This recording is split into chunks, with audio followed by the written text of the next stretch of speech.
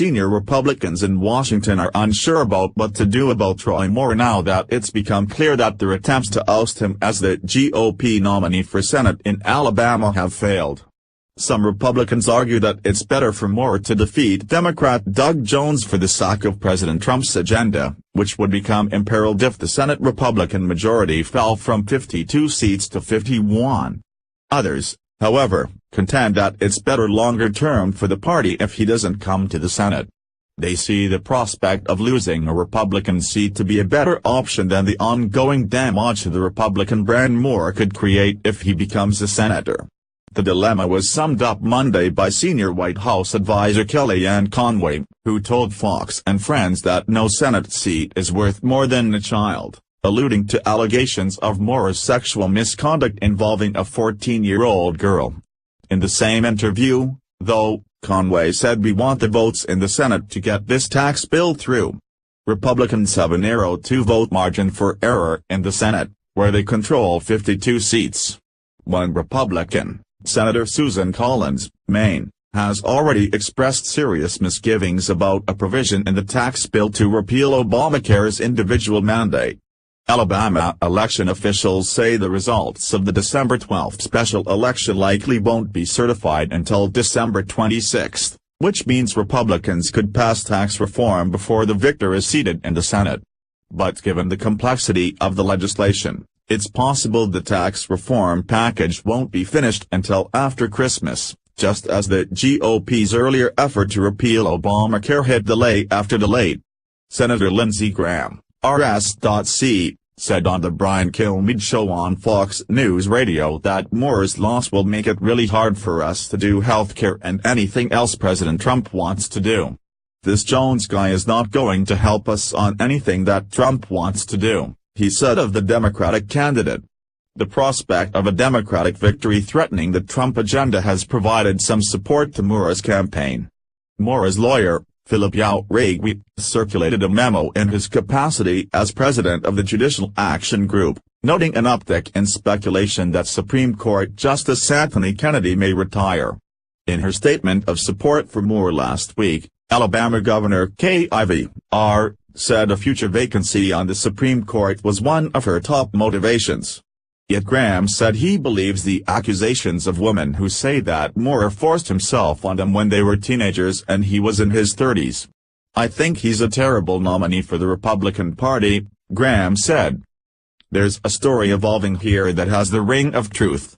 It seems clear to me that Troy Moore had a problem for a very long time when it came to young girls. Moore has vehemently denied the allegations, while the Alabama Republican Party Steering Committee dismissed them in a statement last week as lies, slander, deceit and a politics of personal destruction. But that has failed to convince many Republicans in Washington. Advertisements.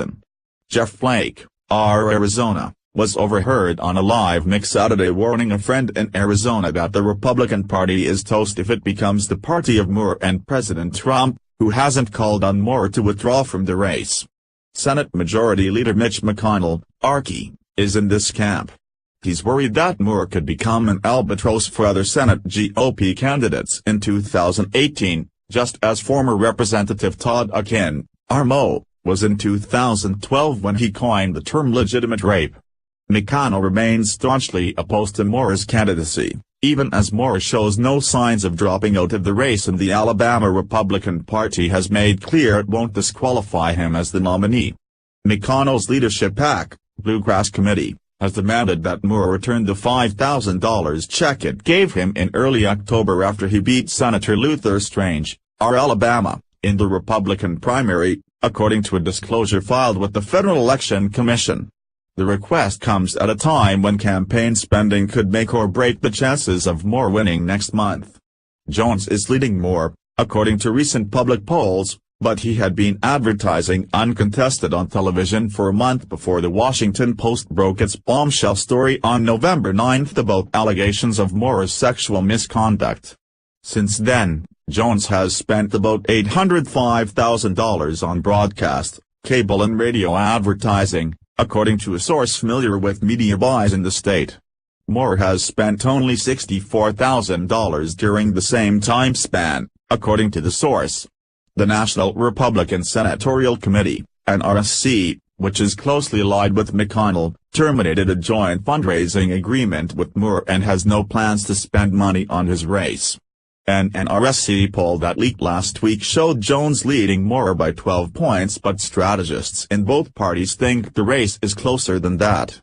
One Democratic operative said the poll was designed to send a message to Moore and state party officials in an effort to oust him as the nominee.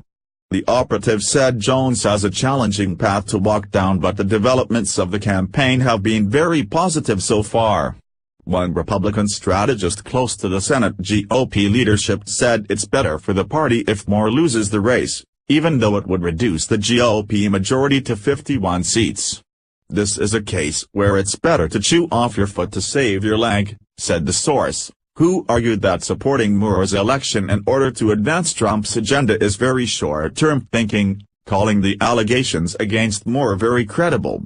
"No legislative win is worth sacrificing the integrity of our political institutions, which is what you'd be doing by asking people to accept the legitimacy of this candidacy," the strategist added.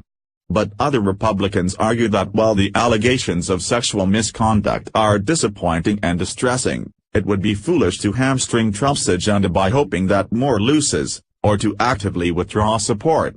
They need a Republican in that seat, and there are no two ways about. "I think they'll have to quietly support Roy Moore," Brian Darling, a former Republican Senate aide, said of the GOP establishment in Washington. "He's going to vote the right way when he comes to the Senate," Darling said of Moore. "That's more important than these personal controversies, which are very discouraging." Darling doesn't think other Republican candidates will get dragged down by a Republican victory in the Alabama Senate race. "I don't think the taint goes any further than Roy Moore," he said, adding that Trump's silence indicates that he's more worried about getting his agenda accomplished at an historic, and possibly short-lived moment, of unified Republican control over government. "He's got a bigger problem with the agenda not being implemented," he said. Another GOP strategist, who requested anonymity because he feared repercussions for talking about Moore, said Republicans should hope for his victory because it would enable them to keep the seat. "If he wins, he's going to be expelled," the strategist said, noting that would pave the way for a new election that another Republican candidate could win. "If a Democrat is in that seat, that would be a problem for passing the president's policies."